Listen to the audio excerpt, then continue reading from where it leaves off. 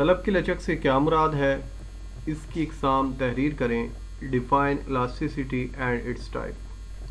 तलब की लचक, इलास्टिसिटी ऑफ डिमांड, किसी शय की मिकदार तलब में वो निस्बती तब्दीली जो इस शय की कीमत में निस्बती तब्दीली की वजह से वाक़या हो, तलब की कीमत लचक कहलाती है।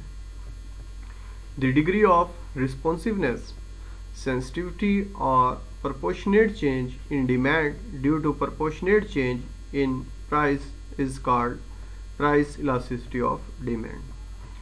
तलब की लचक की 5 टाइप्स हैं। पहली, इकाई के बराबर तलब की लचक, इलास्टिसिटी इक्वल टू डिमांड। जब किसी शय की कीमत और शय की तलब में निस्बती तब्दीली यकसां हो, इसे तलब की लचक इकाई के बराबर कहते हैं। When relative change in price of good brings exactly equal proportionate change in the quantity demand, it's unitary elastic। Diagram: price, demand, 40 price, demand 20, दोनों प्राइस और क्वांटिटी को मिलाने से पॉइंट ए हासिल हुआ। प्राइस डिक्रीज हो गई 20, डिमांड में इजाफा हो गया 40, 20 प्राइस और क्वांटिटी 40 को मिलाने से पॉइंट बी हासिल हुआ। ए और बी को मिलाया तो डिमांड कर्व हासिल हुआ। इसमें हम ये देख सकते हैं कि प्राइस में और क्वांटिटी डिमांड में यकसा निस्बत से चेंज आया है। जितना चेंज यहाँ आया है, सेम क्वांटिटी में भी उसी निस्बत से चेंज आया है। इसी वजह से इसे तलब की लचक इकाई के बराबर कह रहे हैं।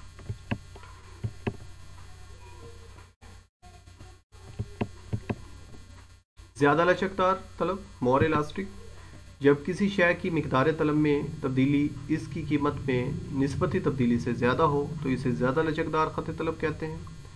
ऐसी तलब की लचक इन अशिया की होती है जो ताशियात के ज़ुमरे में आए, मसलन टीवी, फ्रिज, कार वगैरह। When small relative change in the price of commodity affect the large relative change in quantity demand, it's called more elastic। For example, car, AC, LEDs वगैरह। इन सिचुएशंस में हमारा जो डिमांड कर्व है वो मोर elastic होगा, यानी कि उसका जो झुकाव है वो कम होगा। लेट प्राइस 40 है, P1 है, डिमांड 20 Q1 है। पॉइंट ए, प्राइस डिक्रीज हो गई, डिमांड में इजाफा हो गया 60 Q2। पॉइंट ए और बी को मिलाया, डिमांड कर्व हासिल हुआ जो मोर इलास्टिक है। अब यहाँ देखें आप कि जो प्राइस के अंदर जो चेंज आया है वो कम है, डिमांड के अंदर जो चेंज आया हुआ है वो ज़्यादा है। तो ज़्यादा लचकदार तलब में हमने यही पढ़ा कि जब शय की मिकदार में जो निस्बती तब्दीली है वो ज़्यादा होगी और कीमत में जो निस्बती तब्दीली है वो कम होगी। जो प्राइस के अंदर जो चेंज है वो रिलेटिवली स्मॉल है और जो डिमांड के अंदर चेंज है वो रिलेटिवली लार्ज है। तो ऐसी सिचुएशन का में जो हमारा डिमांड कर्व होगा वो मोर इलास्टिक होगा। कम लचकदार खत तलब, लेस इलास्टिक। जब किसी शय की मिकदार तलब में निस्बती तब्दीली इस शय की कीमत में निस्बती तब्दीली से कम हो, इसे कम लचकदार खत तलब कहते हैं। ऐसी अशिया बुनियादी ज़रूरियात ज़िंदगी होती हैं, मसलन घी, आटा, नमक वगैरह। When a big relative change in price of good bring about a small relative change in the quantity demand, it's called inelastic। For example, oil, salt and wheat। In such cases, demand curve will be steeper। 40 price है, demand 20 Q1 है। 40 price और demand को मिलाने से point A हासिल हुआ। Price decrease हो गई 20, डिमांड इंक्रीज हो गई 30 Q2। पॉइंट बी हासिल हुआ। पॉइंट ए और बी को आपस में मिलाया, डिमांड कर्व जिसकी इलास्टिसिटी लेस देन 1 है। अब यहाँ हम देखें कि प्राइस के अंदर बिग चेंज आया हुआ है, ये आपको रेड लाइन नज़र आ रही होगी, और जो डिमांड के अंदर जो चेंज आया है वो रिलेटिवली स्मॉल है। तो जब प्राइस के अंदर ज़्यादा चेंज आए और डिमांड के अंदर जो रिलेटिवली चेंज है वो कम हो, उसे हम कम लचकदार या लेस इलास्टिक कहते हैं। तलब की सिफर लचक, जब कीमत में निस्बती तब्दीली के बावजूद तलब में कोई निस्बती तब्दीली वाक़या ना हो और ख़त तलब बिल्कुल अमूदी हो, ऐसे ख़त को गैर लचकदार ख़त तलब कहते हैं। ऐसी तलब इन अशिया की होती है जो ज़िंदगी को कायम रखने से मुंसलिक हों, जैसा कि शुगर के जो पेशेंट्स हैं वो इंसुलिन यूज़ करते हैं, उसकी प्राइस को इंक्रीज़ या डिक्रीज़ करने से डिमांड के ऊपर कोई इफेक्ट नहीं होगा। When relative change in the price of good does not bring about any change in quantity demand, then it is said to zero elastic. Price demand, price 40 P1 है, demand 20 Q1 है।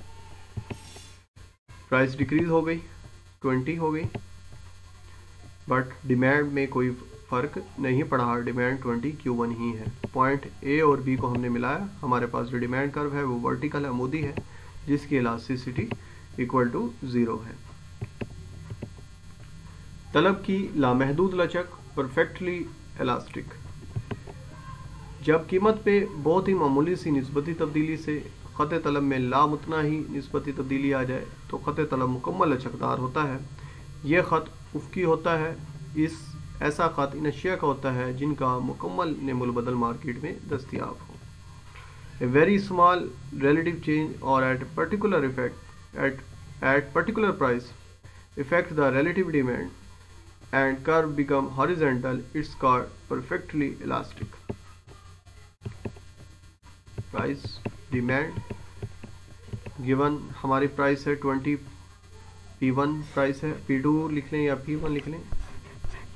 इस पर हमारी जो पहले demand है वो 20 Q1 है, पॉइंट ए पर है। अब प्राइस कांस्टेंट ही है या इसमें स्मॉल चेंज आया है, क्वांटिटी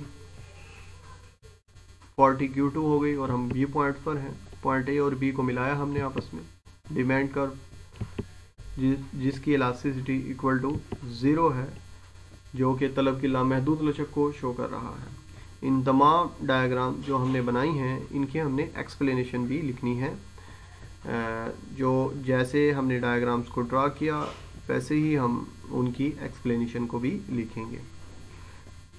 कल इंशाल्लाह हम तलब की लचक की जो पमाइश के मुख्तलिफ तरीके हैं उनको डिस्कस करेंगे।